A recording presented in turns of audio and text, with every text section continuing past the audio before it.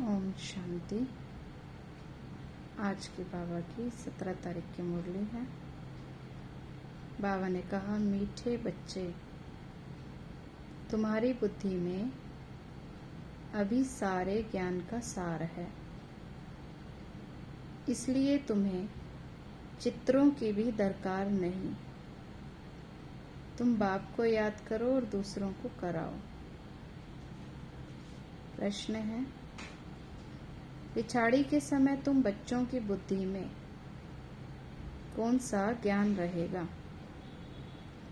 पिछाड़ी के समय तुम बच्चों की बुद्धि में कौन सा ज्ञान रहेगा?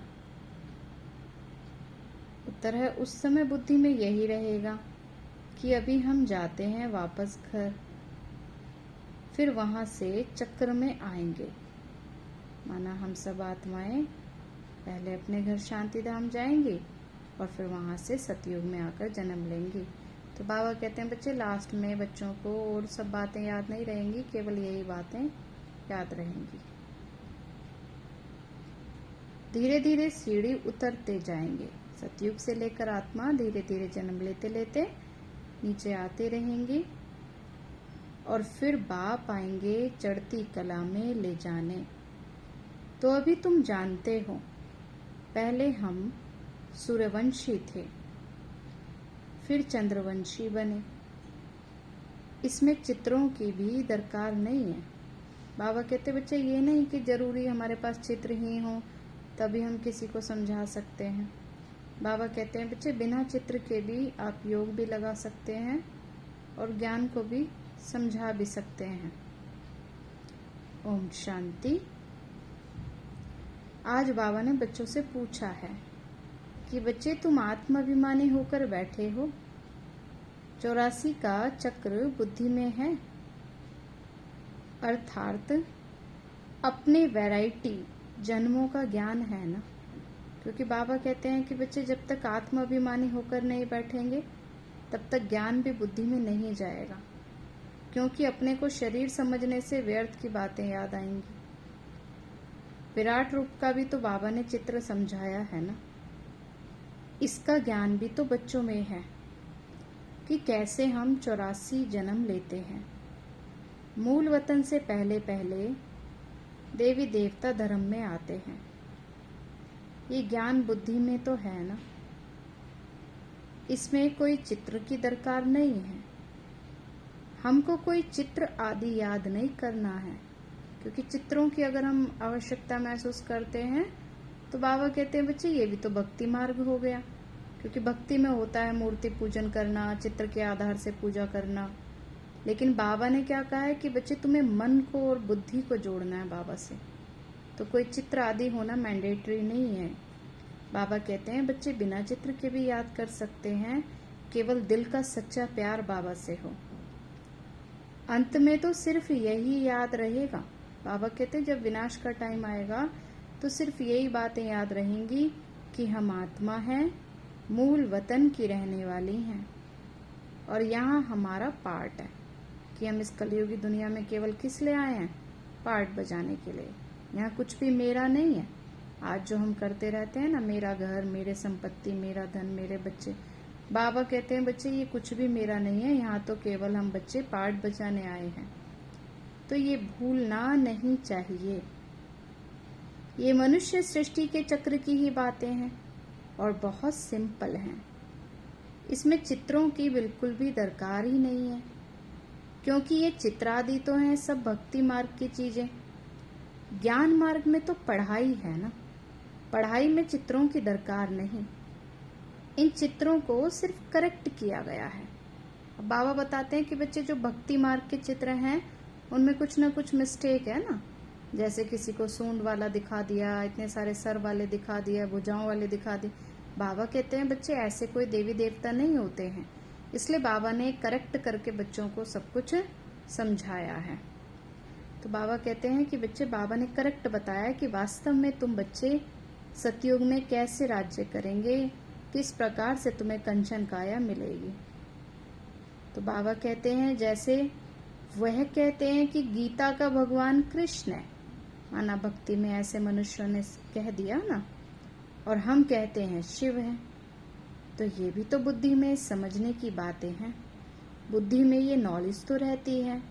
हमने ही 84 का चक्र लगाया है। अब हमको पवित्र बनना है।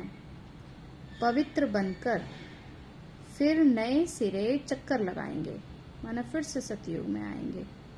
तो ये सार जो बुद्धि में रखना है ना, जैसे बाप की बुद्धि में है कि वर्ल्ड की हिस्ट्री ज्योग्राफी कैसे रिपीट होती है, 84 जन्मों के चक्र का कैसे बाबा ज्ञान हम बच्चों को देते हैं, वैसे तुम्हारी बुद्धि में भी है कि पहले हम सूर्यवंशी फिर चंद्रवंशी बनते हैं। चित्रों की तो कोई बात नहीं है, सिर्फ मनुष्यों को समझाने के लिए ही तो ये बनाए हैं। ज्ञान मार्ग में तो सिर्फ बाप कहते हैं मन मना भव।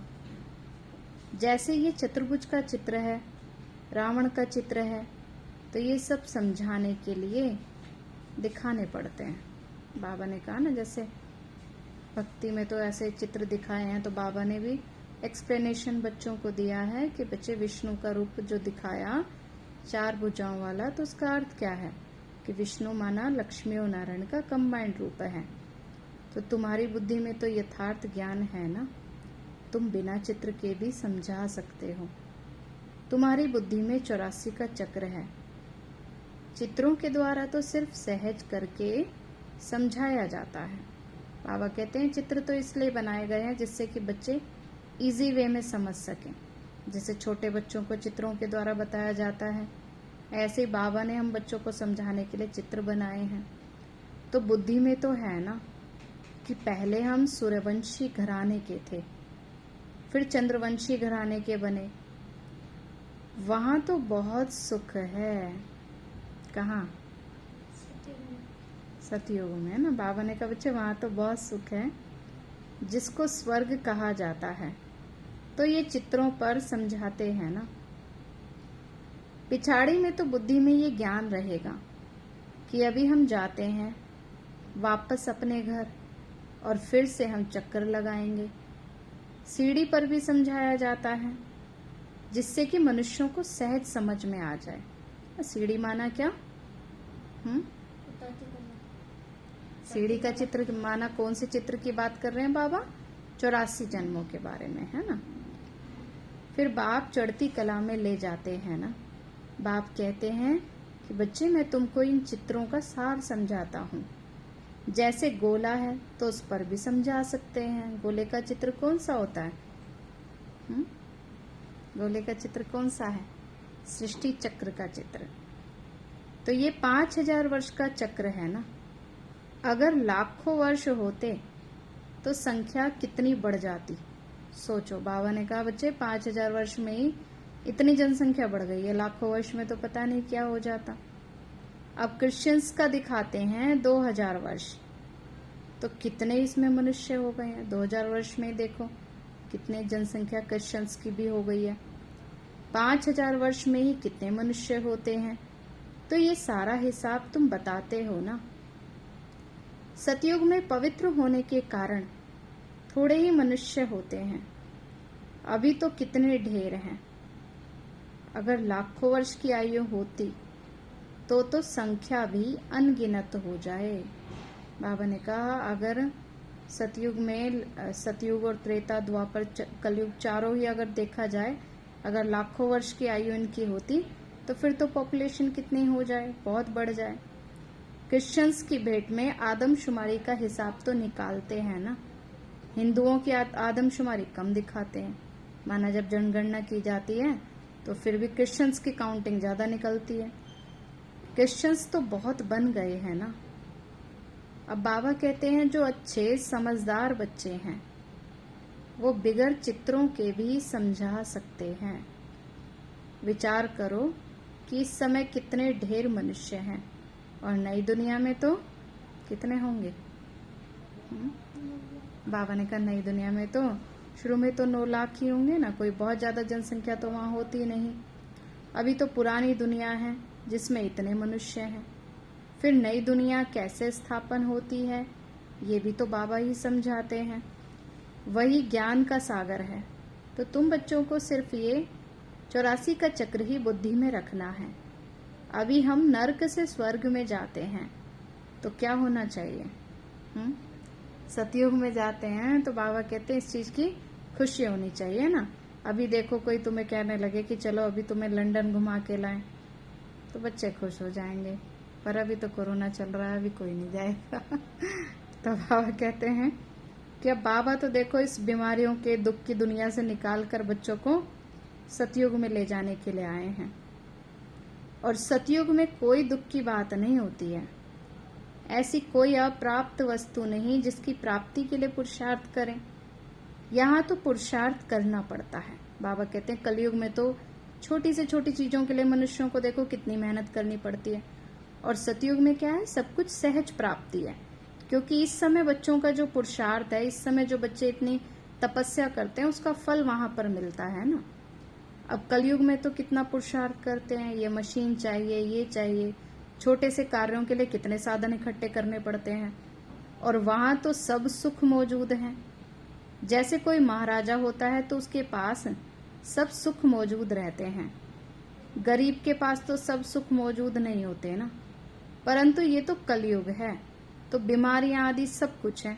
अब यहाँ तो कोई भले कितना भी लखपति भी है, करोड़पति है, लेकिन फिर भी थोड़े समय का सुख है, बाकी तो बीमारियां आदि सब कुछ है। तो अभी तो तुम पुरुषार्थ करते हो नई दुनिया में जाने के लिए। स्वर्ग नरक यहाँ ही होता है। अब ये जो सूक्ष्म वतन की जो रमत गमत है, ये भी टाइम पास करने के लिए है। क्योंकि जिस समय पहले भी हमने देखा था, जब शुरुआत में कितने हलचल का समय था, तब बाबा ने बच्चों को अनेक साक्षात्कार कराए, जिससे कि बच्चों का ध्यान कहीं भी दुनिया के वातावरण में ना जाए। ऐसे ही बाबा भी कहते हैं कि बच्चे लास्ट में भी जब विनाश का समय होगा, बहुत हलचल का समय होगा, लेकिन जिन बच्चों की बुद्धि की लाइन क्लियर होगी उनको अनेक साक्षात्कार होते रहेंगे, तो वो बच्चे बाबा के पास सूक्ष्म वतन में बैठने का ही उनको अनुभव होगा।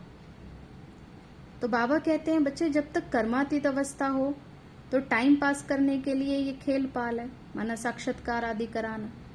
कर्मातीत अवस्था आ जाएगी तो फिर बस, तो तुमको फिर यही याद रहेगा कि अब हम आत्माओं ने 84 जन्म पूरे किए, अब हम जाते हैं वापस अपने घर, फिर आकर सतो प्रधान दुनिया में पाठ बजाएंगे। तो ये ज्ञान बुद्धि में लिया हुआ है ना, इसमें चित्रों आदि की दरकार नहीं है।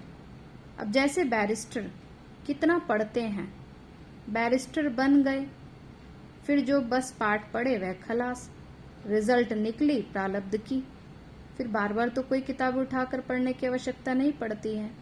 तो तुम भी फिर पढ़ करके राजाई पाएंगे। माना सतयुग में फिर बाबा कहते पढ़ाई नहीं करनी पड़ेगी, इसलिए इस समय जितनी पढ़ाई करनी है इस समय हम भाग्य बना सकते हैं, वहां फिर नॉलेज की दरकार नहीं रहती है। कहाँ? सतयुग में। तो इन चित्रों में भी राइट रॉन्ग क्या है, ये सब बातें अभी तुम्हारी तो बुद्धि में है ना। बाप बैठ समझाते हैं कि लक्ष्मी नारायण कौन है, ये विष्णु क्या है। विष्णु के चित्र में मनुष्य मूंझ जाते हैं, बिगड़ समझ के भी पूजा तो जैसे कि फालतू हो जाती है ना, पता ही नहीं है कि विष्णु कौन है, बस ऐसे ही पूजा करते रहते हैं, समझते तो कुछ भी नहीं है। अब जैसे विष्णु को नहीं समझते हैं तो लक्ष्मी नारायण को भी नहीं समझते, ब्रह्मा विष्णु शंकर को भी नहीं समझते। ब्रह्मा तो यहाँ है ना, यही पवित्र बन, फिर ये शरीर छोड़ चले जाएंगे, फिर सूक्ष्म वतन में ब्रह्मा देवता कहलाते हैं। तो इस पुरानी दुनिया से तो वैराग्य है ना, क्योंकि यहाँ का कर्म बंधन दुख देने वाला है। बाबा कहते हैं आज के मनुष्य देखो संबंधों में कितनी एक्सपेक्टेशन रखते हैं कि हमें सुख मिले, सम्मान मिले, सहयोग मिले, लेकिन बाबा क्या कहते हैं कि बच्चे कलयुगी कर्म बंधन क्या है, दुख देने वाला है, क्योंकि सब माया के वश हैं। अब बाबा कहते हैं बच्चे अपने घर चलो, माना इस कलयुगी दुनिया में आस नहीं रखो, फिर वहां तो दुख का नाम निशान भी नहीं होगा। पहले तुम अपने घर में ही तो थे ना, फिर राजधानी में आए, अब बाबा फिर से आए हैं पावन बनाने के लिए। तो इस समय तो मनुष्यों का खान पान आदि भी कितना गंदा है, क्या क्या चीजें खाते रहते हैं। वहां देवताएं ऐसी गंदी चीजें थोड़ी ना खाते हैं। बाबा कहते हैं इसलिए देखो देवी देवताओं के मंदिरों में भी कितनी शुद्धता से विधि प्रमाण भोग बनाया जाता है, भोग लगाया जाता है। भक्ति मार्ग में तो देखो आज मनुष्य क्या क्या करते हैं। कई तो मनुष्यों के भी बलि चढ़ा देते हैं। बाप कहते हैं बच्चे ये भी ड्रामा है, पुरानी दुनिया से अब नई तो जरूर बननी है। जैसे अंधकार वाली रात के बाद सुबह जरूर आती है, उसी तरह से बाबा कहते हैं बच्चे कलयुग अब खत्म होकर फिर से सतयुग आने वाला है। तो अभी तुम जानते हो हम सतो प्रधान बन रहे हैं, तो ये तो बुद्धि समझती है ना। इसमें तो चित्र ना हो तो और ही अच्छा है, नहीं तो मनुष्य बहुत ही प्रश्न पूछते हैं। बाप ने तो 84 जन्मों का चक्र समझाया है ना, कि हम ऐसे सूर्यवंशी, चंद्रवंशी, फिर वैश्यवंशी बनते हैं, इतने इतने जन्म लेते हैं। तो ये बुद्धि में रखना होता है। तुम बच्चे सूक्ष्म वतन का राज भी समझते हो, ध्यान में सूक्ष्म वतन में जाते हो, परंतु इसमें न योग है न ज्ञान है।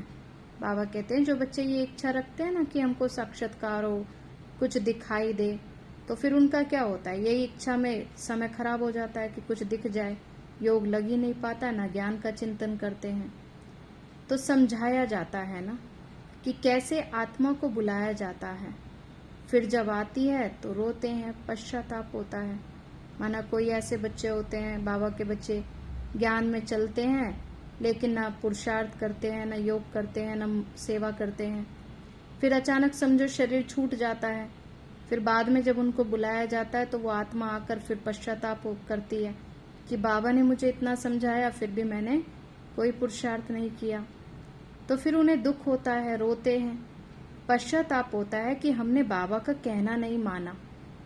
तो ये सब है बच्चों को समझाने के लिए कि पुरुषार्थ में लग पड़े। इसलिए बाबा कहते हैं कि बच्चे पुरुषार्थ करो, टाइम नहीं है, गफलत ना करें। गफलत क्या होता है कि माना बच्चे ढीले हो जाते हैं, कोई नहीं कर लेंगे, विनाश के टाइम तक हो जाएंगे तैयार। तो अब बच्चे सदा ये अटेंशन रखें कि हमें अब अपना टाइम सफल करना है, वेस्ट नहीं करना है। तो माया फिर गफलत नहीं करा सकती है। बाबा कहते हैं अगर अपने ऊपर पूरा टेंशन रखेंगे, पूरा बाबा कहते हैं अलर्ट रहेंगे, अपना लक्ष्य सामने रखेंगे, तो फिर माया कोई गलतियां नहीं करा सकती।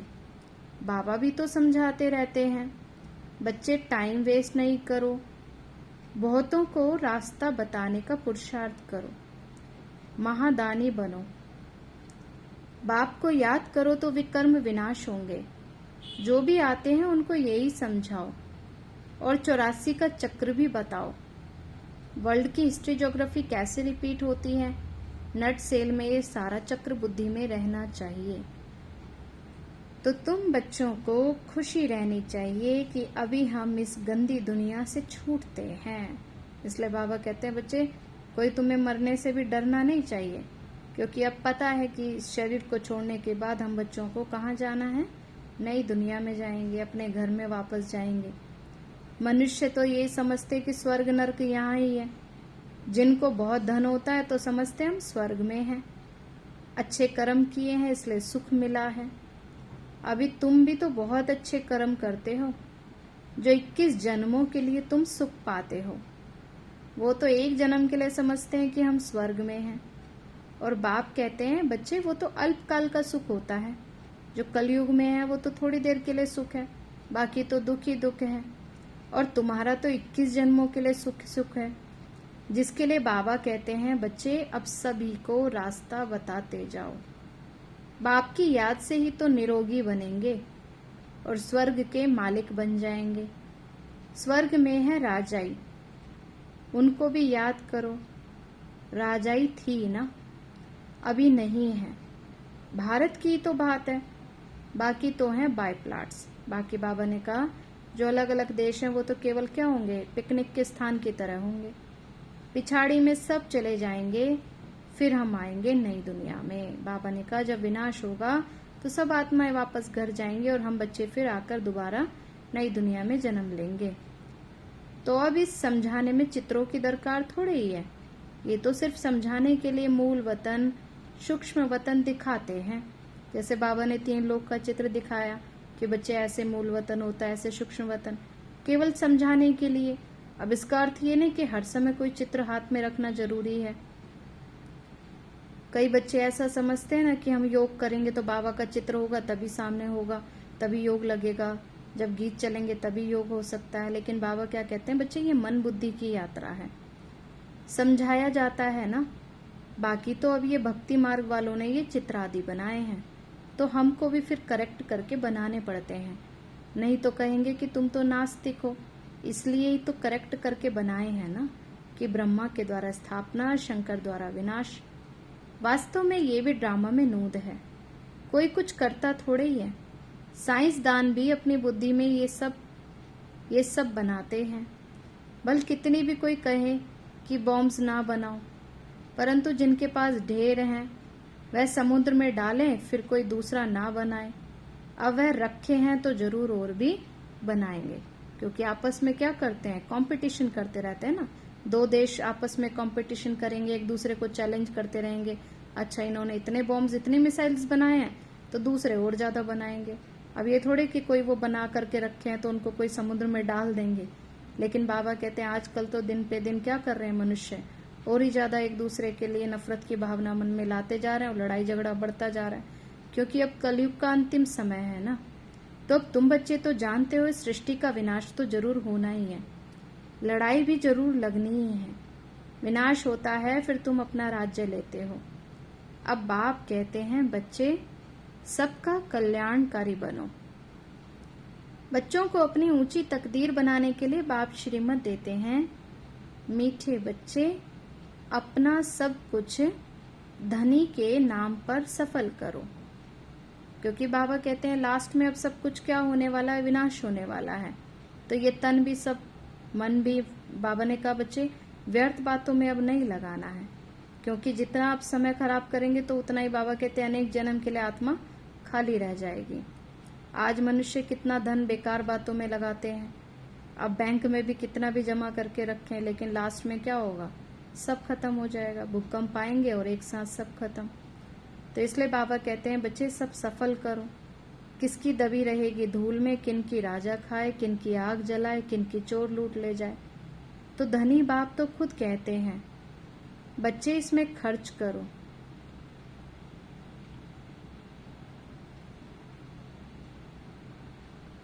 ये रूहानी हॉस्पिटल, यूनिवर्सिटी खोलो तो बहुतों का कल्याण हो जाएगा। धनी के नाम पर तुम खर्चते हो, जिसका फिर 21 जन्मों के लिए तुमको रिटर्न में मिलता है ना। अब तो ये दुनिया ही खत्म होनी है, इसलिए धनी के नाम जितना हो सके सफल करो। धनी शिव बाबा है ना, भक्ति मार्ग में भी धनी के नाम करते थे, अभी तो है डायरेक्ट। धनी के नाम पर बड़ी बड़ी यूनिवर्सिटी खोलते जाओ तो बहुतों का कल्याण हो जाएगा।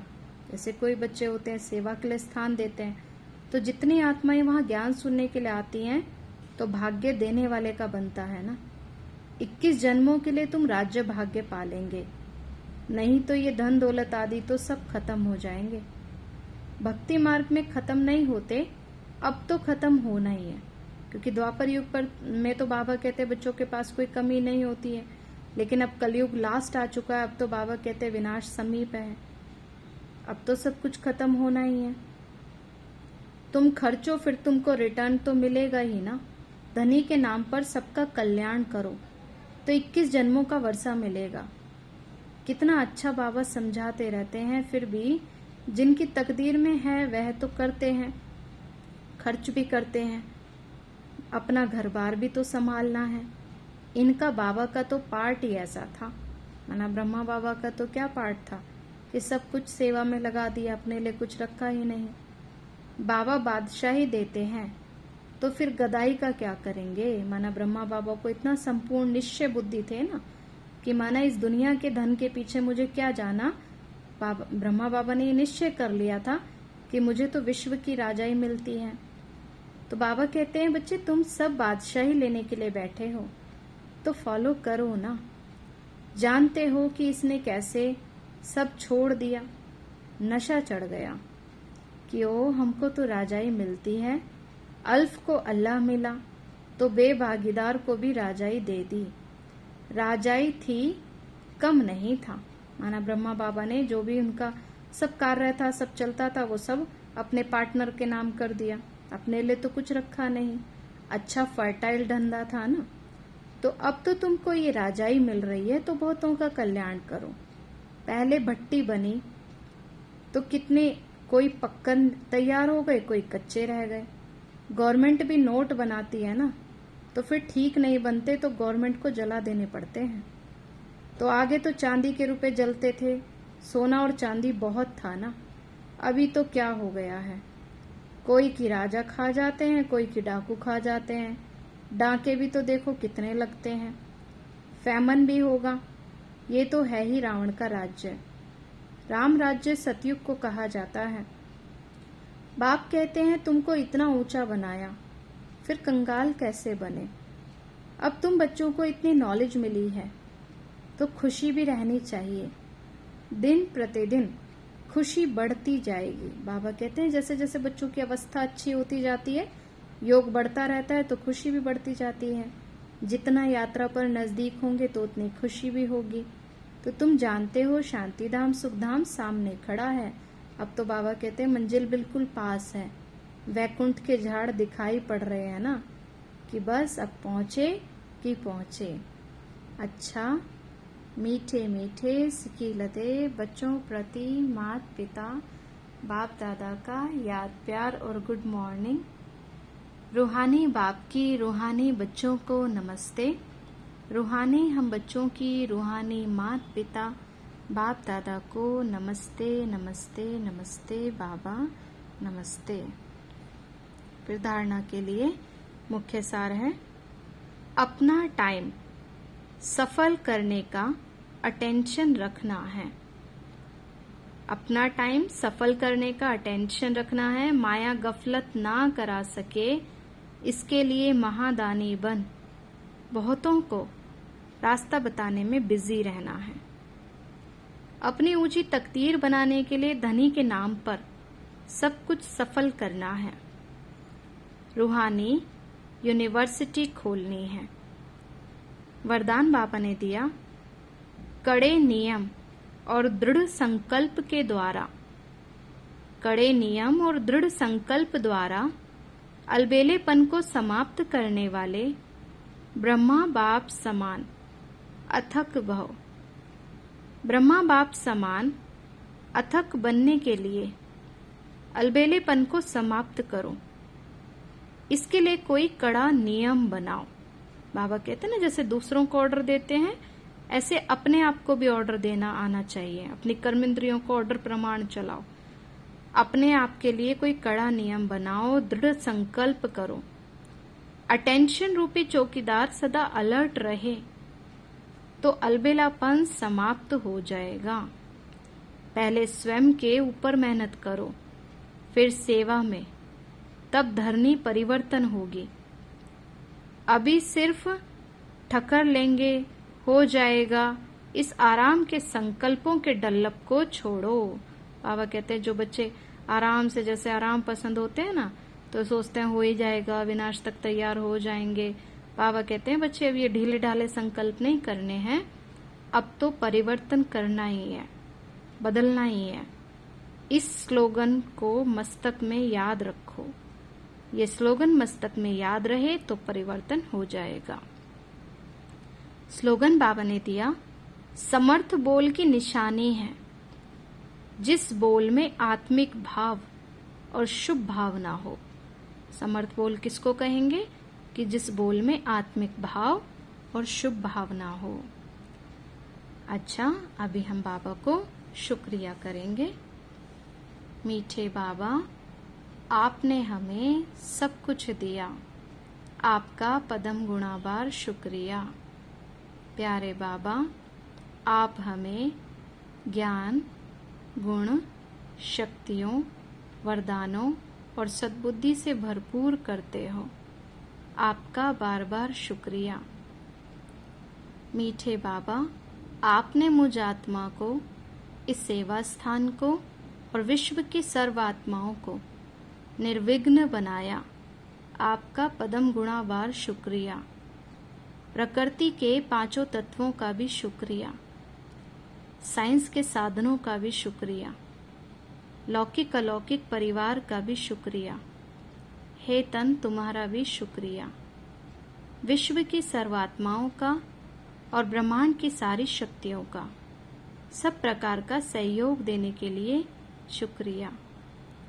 मीठे बाबा, मुझ आत्मा ने जाने अनजाने में जिन भी आत्माओं को मनसा वाचा कर्मणा दुख दिया है, मैं उन सभी से क्षमा चाहती हूँ। मुझे क्षमादान दिलाओ। और जिन भी आत्माओं ने मुझे दुख दिया है, विघ्न रूप बने हैं, मैं उन सभी को दिल से क्षमा करती हूँ। सबका कल्याण हो, सबको सुख शांति सद्बुद्धि मिले और बाबा के सेंटर्स की सेवाएं खूब बढ़ती जाएं। बाबा से सारी शक्तियाँ मुझ आत्मा में समा रही हैं, मेरे द्वारा सारे विश्व में फैल रही हैं, पूरे देश में फैल रही हैं। सब जगह बाबा की शक्तियाँ फैलती जा रही हैं। बाबा के सभी बच्चों के घरों में, पूरे विश्व की आत्माओं के शरीर में इस बाबा की शक्तियों की किरणें प्रवेश कर रही हैं और सब प्रकार के वायरस नष्ट होते जा रहे हैं। मैं आत्मा परम धाम में चमकती हुई मणि हूँ। सतयुग में पावन देवताई शरीर में हूँ। मैं अष्टभुजाधारी देवी दुर्गा हूँ। विघ्न विनाशक गणेश हूँ। मैं बाबा की छत्र छाया में पलने वाली सर्वश्रेष्ठ ब्राह्मण आत्मा हूँ। मैं फरिश्ता हूँ। इस प्रकार हम बच्चे सारे दिन में ये 5 स्वरूपों का अभ्यास भी करते रहेंगे और बाबा से शक्ति लेकर पूरे विश्व में ये वाइब्रेशन फैलाते रहेंगे, जिससे जल्द ही परिवर्तन आएगा। अच्छा, ओम शांति।